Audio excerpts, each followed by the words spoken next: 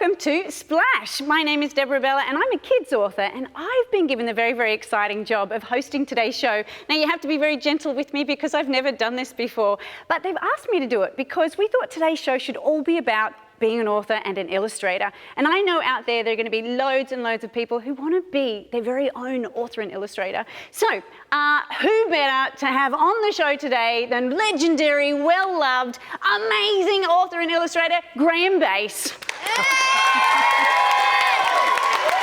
And that raucous kind of noise you can hear around Graeme are the very excitable, very wonderful kids from Year 4, Bondi Public School. Yes. Now, not only are we lucky enough to have Graeme on the show today, we have two illustrators on the show today. We have the very amazing, the very wonderful Ben Wood. And surrounding Ben Wood are a couple of chosen expert illustrators who are going to be drawing live on the show. So later on, we get to see what they're doing. And in fact, another bit of the later on, we're going to see Ben actually in action and giving some tips for you to create your own wonderful legendary monsters and magical creatures. Now, ABC Splash couldn't be Splash without the very, very wonderful Lenny Pelling. Lenny. And what makes Lenny so very, very special is ABC Splash is all about you. So if you have some questions you want to ask Graeme or ask Lenny about being an author, about being an illustrator, anything about Kids Book, write them now. Send them in. Lenny is waiting for your questions. So before we get any further, let's have a look at some of the wonderful books Graeme has created.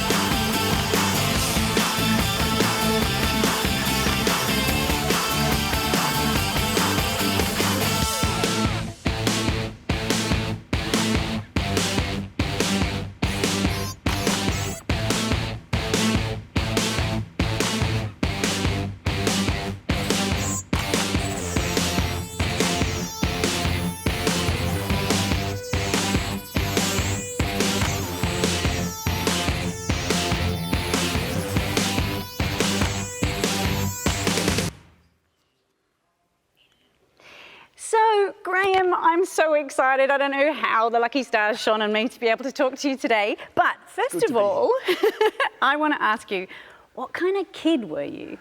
Oh, well, I was born in England, actually. You might be able to tell from the accent. Yeah, a little. Came out here when I was 8. It was a huge change because I think I was kind of like one of the lads when I was in England. But when I came out to Australia, I was just this little kid with a funny accent in a tough Aussie state school. And I very quickly figured out, well, I need to find something that I'm good at and start doing it. And for me, it was drawing. Wow. So, that's what I did. I just decided by the time I was about 11, I'm going to be an artist when I grew up because it was just something that I could do. And so have you always been good at drawing, or you were just always a scribbler? Well, yeah, I was always a scribbler. I used to get into trouble for scribbling in the edge of the maths book and stuff like that. Just didn't keep my work nice and tidy. But it was always there for me. Just wanting to make marks of some sort. And, it worked out. Nobody said I couldn't. That was really important. Oh, that's good. Yeah, Mum and Dad said, no. What are you really going to do? I just said I want to be an artist. They went, great. So thank goodness for that. So your maths teacher didn't say, where are those sums I'm looking for? I think he realised I didn't have a future in maths and sciences. But we can't be good at everything. You're an amazing author and illustrator. That's enough. That'll do. Isn't it? Thank you very much.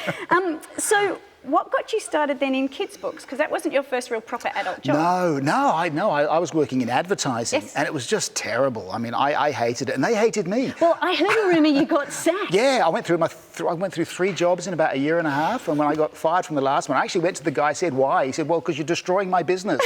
Oh, okay. So I kind of left, and I just started doing illustrations for other people's books.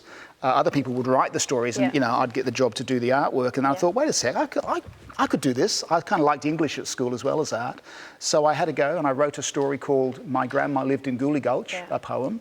I took it to the publisher that I'd been working with, and they said, "Yeah, sure." we'll publish it. It was a Fantastic. wonderful moment. Now, look, we've got some online questions too, and I could keep talking all day, but I think I should give the online questions some air. So, from Watergirl in Driver, PS, Northern Territory. Hello, Northern Territory. Do you have a favourite author? Wow. Yeah, look, I do. And it's actually J.R.R. Tolkien, Yes. who did Lord of the Rings and The Hobbit before that. Yeah. And I read them when I was very young, before the films. Yes. And it was a huge book. It was, the Lord of the Rings, I remember, was 1,026 pages long. And my only complaint about the book was it was too short. I wanted it to go on forever. Oh. So, yeah, Tolkien for me. Okay. So that was your inspiration? Tolkien, Of the magical whole bunch of worlds stuff. and dragons. I've always loved dragons Yeah. and monsters, and Yeah. theme for today. So And that's also always, travelling. Yeah, sure. It's terribly important, travelling, if you're an artist, just to get out and see things, because you get inspiration that way. Because one thing I love about your works is when I look at one of your beautiful paintings, I feel like I'm travelling. Like I feel like I can travel inside that picture. And that for me is, but how do you do that? How do you create a whole world which is just on a page that I feel like I can just disappear in? Well, there's a lot of detail, Yeah. which takes a lot of time, and that's just the way I draw. There's a lot of people who can get wonderful effects much more quickly, and I'm quite jealous of them. But it's really interesting you say it about worlds, because for me, every book is another world that I want to explore. Yeah. And that's really important, because I know that the books are kind of read by kids, but they're also read by adults Yes. as well. Yes, and I a read lot them. of age kids, from little kids to older kids and all through. And so I don't write it for any particular age group other than the big kid in me. Yeah. And I just hope that other people will see something in them. Yes, and they do. Yeah, and they love do, them which is all great. over the world. Now, I have another question, another online question from Amber. Do you have children? And do they help you think of stories for your books? Well, I'll tell you a story. I have kids now, but they're grown up. They're late teenagers and in their 20s. But we were travelling once as a family in Europe, and we stayed in a hotel. And there was this light sticking out of the wall, and it was a sort of brass sort of spiral light fitting, and the shade was a curved shape. And I said, "Hey kids, look, a snailing ship." Because it looked a bit like a snail in a ship. warning. Yeah, exactly, dad joke. They sort of went, yeah, whatever, Dad. Like this, and back to whatever they were doing. I went, oh. Anyway, so I drew a picture of this little snailing ship idea that I had. We just put it away in my luggage. And when I got back to Australia, I found it again. I thought, I still like that. So I drew it up and I developed it, and it became a book, The Legend of the Golden Snail. And I went to my kids, who hadn't helped me with the idea, to answer your question. I said, hey, look, do you remember that? And they went, what? Nah. Nah. What are you talking about, Dad? Don't remember They treat me with a great deal of disrespect, which I think is very healthy.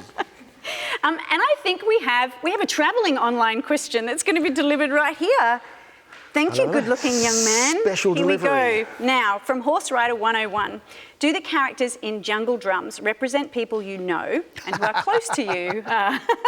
Good question. Well, no, I can't say they represent people I know necessarily and close to me. If I did say that, I'd be in trouble, especially with ones like the warthogs. But the lovely thing about the warthog, who was the hero of Jungle Drums, because I've been to Africa a couple of times, very lucky to have been on safari, and you see all these wonderful animals, the majestic, huge leopards and elephants and zebras and everything. And then you come around a corner and there's a warthog. Oh. And it's just the ugliest, ill-favoured little thing, and they see you go with their tails in the air, running off through the bushes. And I thought, poor little fella, wouldn't it be awful being that animal amongst all these beautiful animals? Yes. Yeah, and that was really exactly the idea for Jungle Drums. He's my anti-hero. Oh, beautiful. They are sweet, sweet little things. All right. So now we're actually going to take a look at Ben, because Ben had the privilege of hanging out with the Year 4 kids at Bondi Public School throughout the week, and we're going to have a look at what they got up to. My name's Ben Wood, and I'm an illustrator. Hands up if you know what an illustrator does. Yep. Draw pictures. We do draw pictures. But what do we draw pictures for? Books. What else could we draw pictures for? We can draw pictures for iPad games, any type of character design, for TV shows, animation, movies. Illustrators can do a lot of different jobs. What we might do is we're going to run through how to create our own characters, and today we're going to do monsters, which will be fun. Does that sound like fun? Yeah. Yeah, awesome. This is Redcap. He's a Christmas elf. We're going to go through this book today, or we're going to talk about it. and how I designed the characters for this book. And we meet a lot of different funny characters. Any ideas who this fella might be? Yeah? Santa. It is Santa.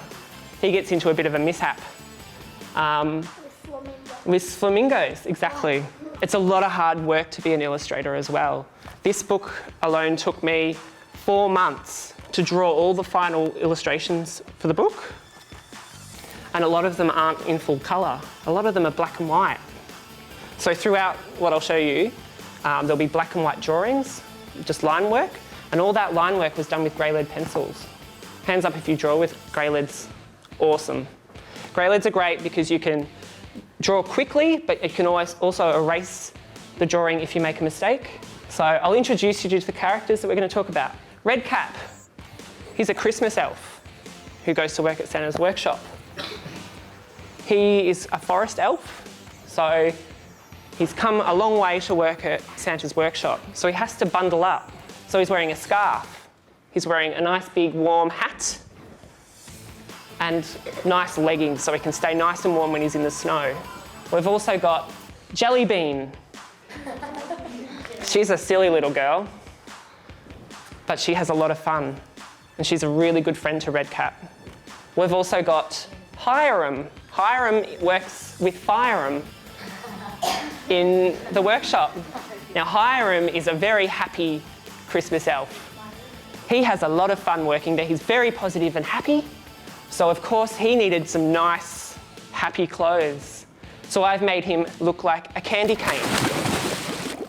Oh, I just think it's incredible as someone who can't draw. Like, I really can't draw. I love watching that. Yeah. I've got my special book, though, that I take with me everywhere I go to put in my little notes and for different novels that I'm working on. Do you have a little book that you take around with you as well? Always. And if I haven't got a book, I'll find a scrap of paper, the back of the boarding pass, right. anything. Yeah, the back of your child's yes, head.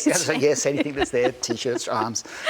Because you never know when an idea is going to strike. That's right. And do you get surprised sometimes by the ideas that you might be in a shopping line, the most boring, shopping line, and you get an amazing idea? Yeah, you do. Well, for me, the thing is to be outside of your normal space, normal headspace. If you're walking through your own shops or down your own street, you tend to not see it. Yeah. But if you're somewhere new, even if it's another sort of shop in another part of the world, still a shop, you still will look around in a different kind of way. And sometimes an idea is very, very clear where it comes from. My first experience of scuba diving resulted in the sign of the seahorse. Yes. In fact, I remember the moment I was underwater, first time I'd ever been underwater, and my wife was there too, and we're both wearing, and I looking around, and I said to my wife, I said, whoa, whoa, whoa. And she knew exactly what I'd said. I'd said, this is the next book. Yeah. And as soon as I got out of the water, dry myself off, I started drawing. Beautiful. Yeah. Well, this actually ties nicely into our next online question, which is from Year 3 in Geelong College. Hello. Do you use live models or photos when you are drawing animals? I guess especially the big scary ones. Yeah, well, I've taken a lot of photographs myself when I've travelled. Yeah. And I've also become a great friend of the local zoo down in Melbourne. And that's, so I'll go out there a lot. But it's a funny thing, whatever you want to sort of, get reference for that day, if you go into the zoo, you'll find it's either off exhibit or it's asleep in the long grass at the back, Wake up, Panda, come on. And you're not allowed to do that, of course. You can't go on the bars. So look, in the end, it's a mixture of a lot of things. Sometimes out of my own head. I mean, I'll find out what a zebra really looks like, the way the stripes go on the nose and differently on the sides and so forth. But then I'll put it cross-legged in a chair, having a chat with a rhinoceros. Beautiful. Which doesn't really happen in life, but it's a sort of a mixture of real and imagination for me. Yeah. Well, just since we've got our live artists here now, can we just have a sneak peek? Ben, how are you doing? Can we have a look? How is everyone doing over there? Yeah, they're doing really well. We've got a lot of colours, a lot of ideas. They're just looking really crazy. Can I borrow yours for a second? Look at this one. We started off with a triangle, a red triangle, and we're creating a weird-looking creature using a triangle. So, yeah, we've got ideas that are all flowing really well and having a good time. Well, we look forward to when you all come up and show it to us later. Yeah. Now, let me have another online question for you. This is from Blakebrook Public School. We've noticed that all your books have an animal theme. What is it about animals that inspires you? Thank you. I reckon the thing about doing things about animals, they're really people in disguise for me. Yes. And there was a writer who did lots of this many, many hundreds of years ago called Aesop's Fables, where you have like the crafty fox and the innocent lamb and the wise lion and all those sort of characters. And they're really about people and enables you to tell stories with messages which have an inbuilt kind of charm, I suppose. And the other good reason for me stories about animals is that people are far too hard to draw. People say, what's the hardest animal to draw? And I think, well, you are. I've seen your books. Surely some of those creatures are hard to draw. No, not compared with people. Because if I draw a leopard's face and I make the eyes a little bit too wide or the nose is a little bit too long, you don't really kind of notice. Okay. It's like putting a zebra cross-legged in a chair. It works. Okay. But if I draw people and get the dimensions a bit wrong, you think, hang on a minute. You can't get away with it. And I have another one. Braden from Hope Point. He wants to know, what would Graeme have done if he didn't become an illustrator? I would have been a rock star. Yeah! Yeah, I tried really, really hard for a while there. I was in a band. Yes. It was called Rikki Tikki Tavi, yes, which is actually a short story by a fellow called Rudyard Kipling. Yeah. But I didn't do my research and I didn't spell it correctly. But never mind. That was the name of our band. And I joined it because I rather fancied the lead singer, who later became my wife. Oh. So the band's long gone, but we've now been married for many years. There you go. That's beautiful. Happy ending. And let's see. When you do your stories, because you are an author and an illustrator, which part of your brain ticks on first? Yeah.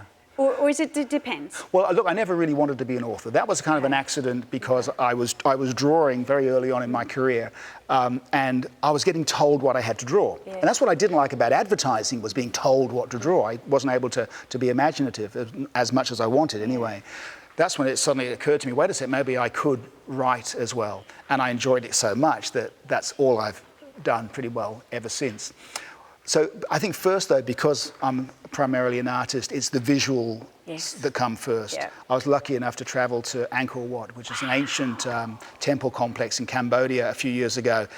And it was because I just wanted to see for myself this amazing ruins in the jungle and stuff. And that's what I wanted to create, a book which showed that. Yeah. And so I created a story. And that's the next book which is coming out. When? It's coming out at the end of this year. Exciting. Called The Last King of Angkor Wat. Fantastic. But it was the vision of that place that drove me, that inspired me. Beautiful. All right, we're going to take another look now, though, at Ben and what he got up to with Year 4 at Bondi Public School throughout the week. First thing we're going to talk about in designing characters, shapes. I love drawing with shapes. Hiram, because he's a nice, big, friendly character, I used a big sausage for him and used lots of curves. So I started out, drawing stick figures for the book. So I drew a big sausage with curved legs and gave him a big nose. And this is how I would draw the characters in the roughs. And here's a bad guy from Red Cap's Christmas. Her name's Curmudgeon, and she is a grumpy troll. In the book, it describes Curmudgeon only as having a necklace. That's all that's mentioned in the book, and wiry hair. So her necklace is actually mice skulls. She's a real tough troll. I knew that this was a really big ice troll, and I was thinking, what things, what in the landscape can I base this character on? A big diamond, like a mountain or an iceberg. So he's more like a big bit of ice. He's solid. When you're illustrating a picture, you have to read the story. What's happening in the story is very important for the drawings, because you're going to portray these characters acting the emotion. So Red Cap here is nervous. So I've got he's holding his hands tight. He's looking very nervous. His eyes are big. His mouth is open. He's going, oh, I'm a little bit nervous. Whereas Jellybean, she's thinking up some evil plan to get back at the bosses. What can we do? So she's got an evil look on her face, but she's happy. So she's like, oh yeah, I've got an idea. Oh, Ben, thank you so much. That was amazing.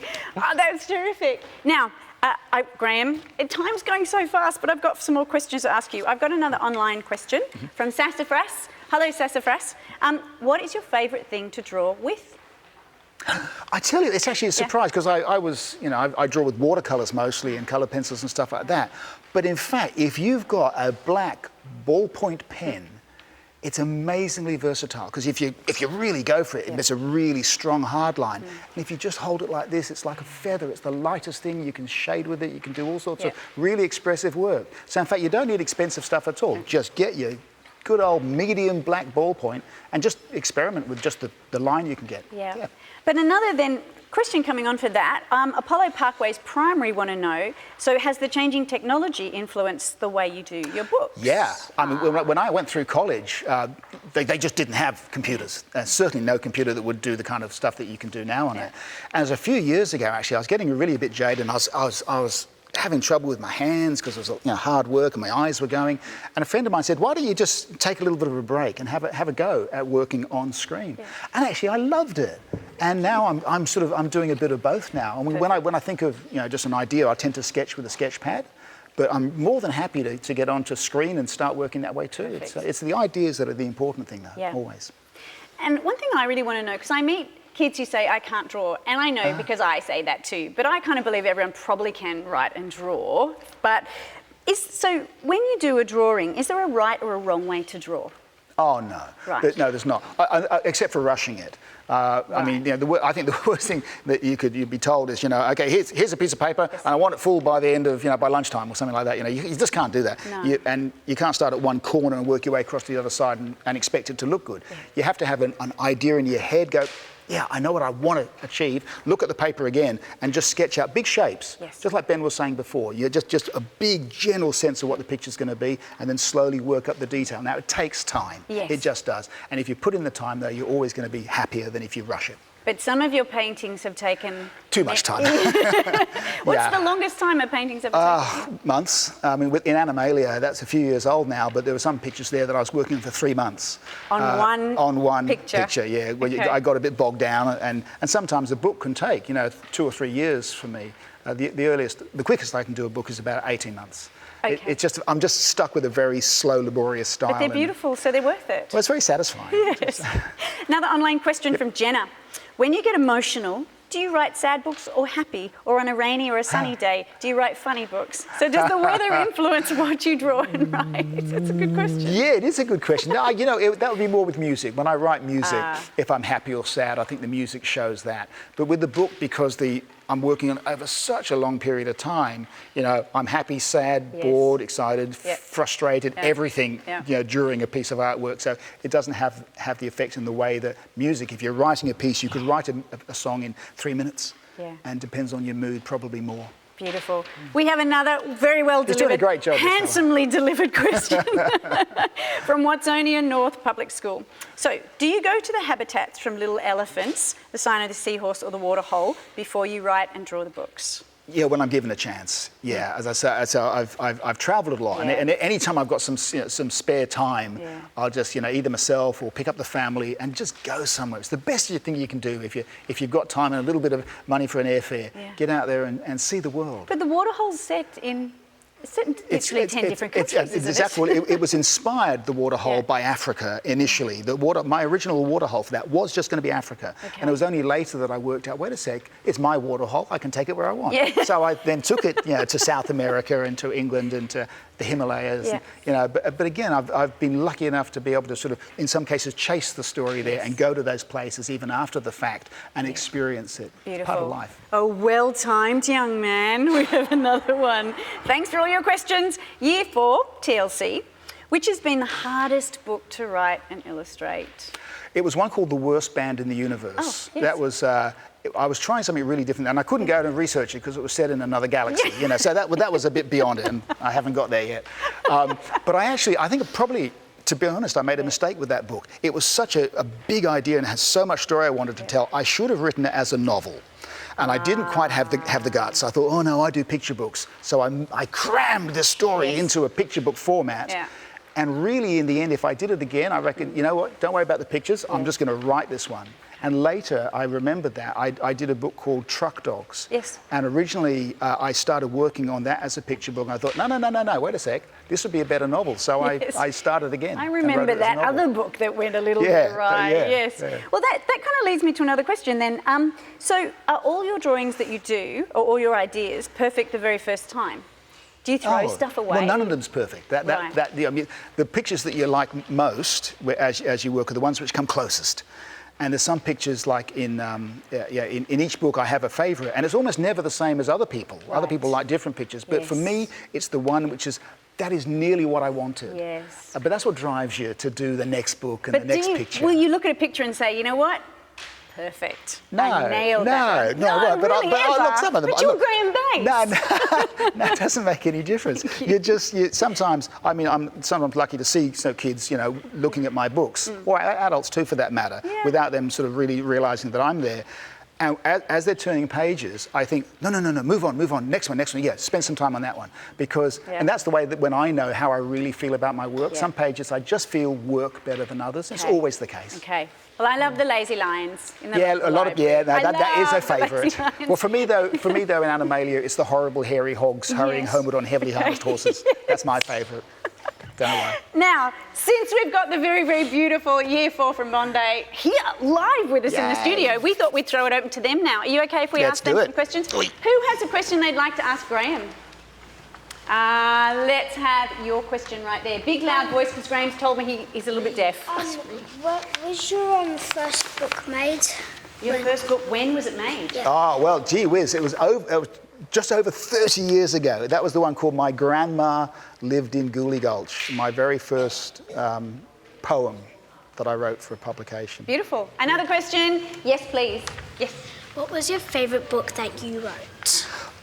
I think my favourite book is one called The Discovery of Dragons, because I love dragons, I love monsters. In fact, I did a book when I was 8 years old.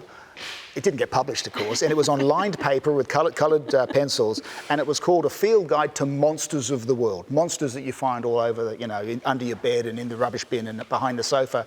And really, my book, The Discovery of Dragons, is the same idea, but I just turned the monsters into dragons. 20 years later, it became a book. Fantastic. Now, I happen to know that our beautiful Year 4s here have their very own artworks that I think that the audience watching today deserve to see because they've worked so hard on them. That'd be great. So I would like to ask you four, come on up and join us here on the stage. All right. And let's have a nice close-up look of your artwork. Yep. Hold it up so we can see. Beautiful. Oh. You're going to have to hold it higher than that. Here we go. Let me hold it. Oh. Okay, lower them down just a little bit You so got we that? can see your faces. Yeah, faces too. Beautiful. Okay, so just hold them up in front of your chest now so everyone can see. So, Graeme, Yes. the future artists of the world are in front of you. What do you think? Absolutely. Well, it's a bright place, the future indeed. But I've got to say, I'm wondering what sort of crazy minds people have got to draw stuff like this. A bit like mine, I think. Yeah, and It's Ben, great. Ben, where are you? Back here. What do you think of all this lovely work? Awesome. They're just fantastic. They've come up with some really exciting ideas. Have you done one too there? I've done one too. Oh, look at this. Yeah, that's the result of a Yeah. crazy mind as well. Yeah, crazy minds at work. Exactly.